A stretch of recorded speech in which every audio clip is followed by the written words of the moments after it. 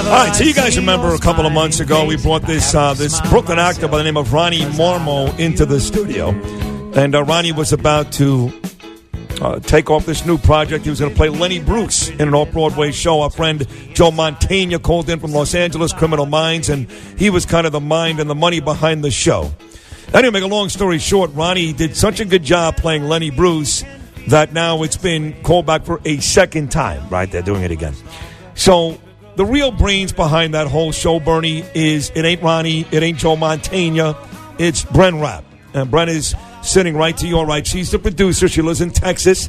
Ronnie lives in Los Angeles. She's turning beet red. Well, she I'm just thinking about the phone call I'm going to get from Ronnie after he hears this. It's true. Bren does all the legwork. She raises the money. She meets everybody. She gets the new venue. She does all the work. She's great. So now she's got another show she's doing here. Now, this is yours, right, Bren? Yes. This is yours? Yes. And the name of this show is, I want to make sure I get this right, I promote it like hell on Sunday, Self-Injurious Behavior. Yes. And the star of that show is Jessica Cavanagh. Yes. And she's sitting to my left. Hello, Jessica. Hello. How are you? I'm great. How are you? Very good. Now, this show is near and dear to your heart and to mine.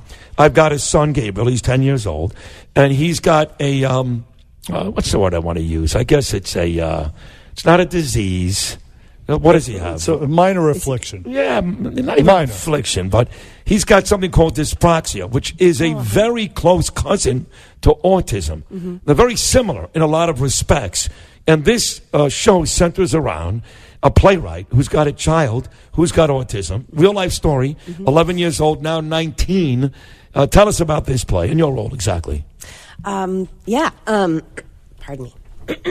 So thanks for having me so much. Sure. So we admitted our son, my ex and I ended up needing to admit our son to a group home when he was 12 years old. This is really your son? Really my son. So this is your true story? It's my story, wow.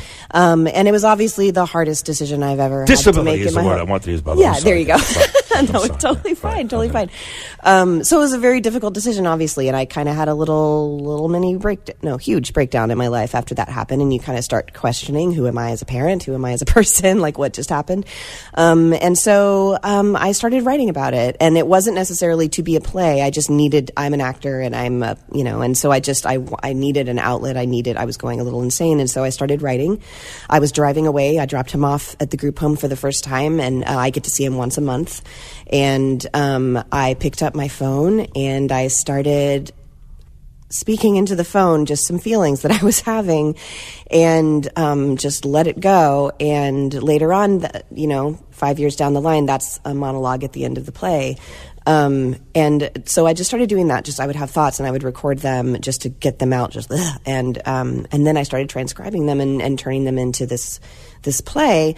And I didn't know at first what it was, if it was a play, if it was just me, therapy. But I showed it to some friends, in the industry and said, what do you think this is? And they were like, oh, I think it's a play.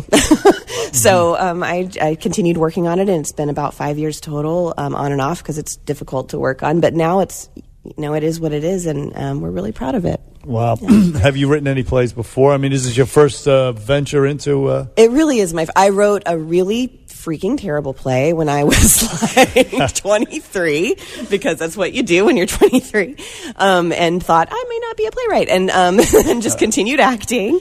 But yeah, no, this was different. And of course, I've been acting for, since I was 5 years old. So you can tell. I don't know if that's a compliment or not. No, it's not. That's a huge compliment. Just the way you conduct yourself, you can tell there's some theater in there. I mean, again, this is a role that's a true life story. Sure, it's got to be very difficult to perform on a nightly basis, Wednesday through Saturday. By the way, it's the Urban Stages. That's right, West 30th Street, 8 p.m. So, but I can see that you're probably a terrific actress. Now, you went to Bren. Bren, how'd you know about this story, and then you took it to the next level? She was doing the play in Dallas, and she asked me to come so it started in Dallas. Yeah, it did. Okay. All right. And had kind of a monster run in Dallas and was insanely popular, and everyone was talking about it, and she asked me to come see it. And quite honestly, at first I was like, oh, sounds like a real downer. Like, I don't know if I want to see this, but it's so honest and surprisingly funny, because she's so self-deprecating and so honest with how she was treating herself, that I was so taken by it. And her performance was so brave. Like, she's out there every night reliving this we call it life's unimaginables, because when you have a kid, that's never your thought, is that 12 years later you have to let the kid go because it's the best thing for them. So I saw it, and we just went from there, and here we are. It is, in the end, an uplifting and no doubt an inspiring story. No, it absolutely. It always had to be. Yeah. I never wanted to bring everyone into the theater and just make them weep and leave. You know, like that's terrible. And we all it ends on a very hopeful, note, and hopefully. Yeah, just bring that. I think that's what people are left with more than anything else. And so much of the play is actually straight up comedy because she goes to a Renaissance. Her sister, which is it's actually what happened. My sister, I went to visit her for 3 weeks right after we admitted him because I wasn't allowed to see him for that amount of time. And my sister was like, "You're going to go insane in that amount of time, so come see me in Portland." And so I stayed with her, and we went to a Renaissance fair.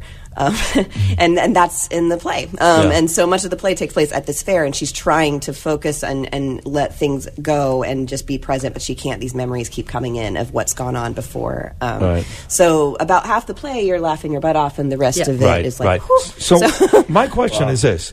From the time that you put your son in at the age of 12, and again, I think he's 19 now, right? He's actually 18. 18, so it's been 6 years. Have you seen a drastic improvement? Have you seen anything that says to you putting him in was the right decision? Oh, God, yes. Yeah, thank God. Give me something but give me something practical. That I can... Well, he was having meltdowns, most hours of the day. Something would go off, like in the show, there's a siren goes off and that's it, and he'd be on a 2-hour meltdown where he's banging his head. My son had some sensory issues too. Yeah, and it's heartbreaking. And so he would have a few of those a day, and that ends up being a few hours a piece. That's your whole day, And so that's why it just wasn't sustainable. He pulled out his own tooth and in bed one night, and we were like, okay, well, we can't monitor him 24/7, So... Yeah, I'm sorry. What was your question? But you've seen now tangible results. Yes. Yeah. He's wonderful now. He used to have several meltdowns a day. Now he has maybe one a month. That's it. Yeah, wow. No, they've done incredible work with him. Do you know what they do specifically? Well, he was able to finally get ABA therapy, which is the recommended therapy for people on the spectrum. But we in Texas, our insurance, because Medicaid expansion didn't blah blah blah, we were able to get no help for him at his age. Now I think it's a little different because he's older, but we just had no services available to us. So it was basically me at home with this child going insane for 12 years. So he's finally gotten the therapy he actually should have had from the beginning. And he's I feel like we met him at that point. I didn't know what he was like until then. And he's this beautiful, loving, sweet, kind, laid-back little dude, a big dude, actually. He's like 6 foot, and still calls me mommy, which is my favorite thing. But yeah, he's come a million miles. You wouldn't recognize him from the child that he was. So I'm forever thankful and able to, thank God. If that wasn't the case, I don't know that I could have gone on this journey with the play and told the story and everything, but hopefully it encourages others, too, that might be in the same situation. Absolutely incredible. Jessica Cavanagh, what a strong individual you are, playwright and actor. The play is Self-Injurious Behavior. And your son today, is he going to go to college?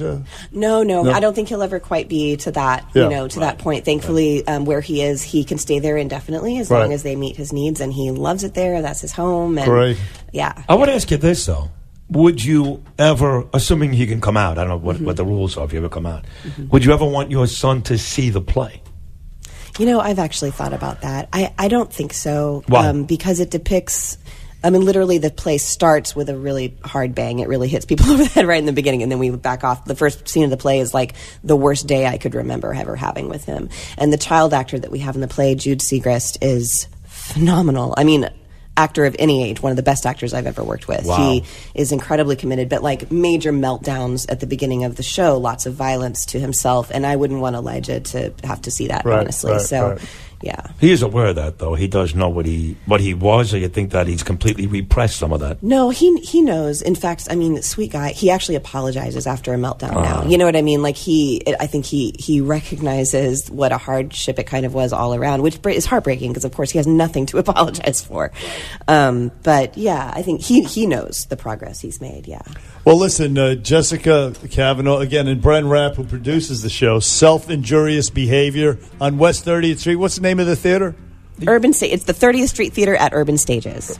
Beautiful. And I think it's Wednesday through Saturday nights at 8 p.m. and the show runs until when, Bren? It closes this weekend. So Well, we're going to get some money and we're going to keep it going, right? Yes, exactly, exactly. You are extraordinary people, Bren and Jessica in particular. My God, thanks for coming in and telling us about it, your story. Thank you. People go see the play, Self-Injurious Behavior. Thank you so much. Thank you Congratulations. guys Great so job. much. Yes. Thank you, guys.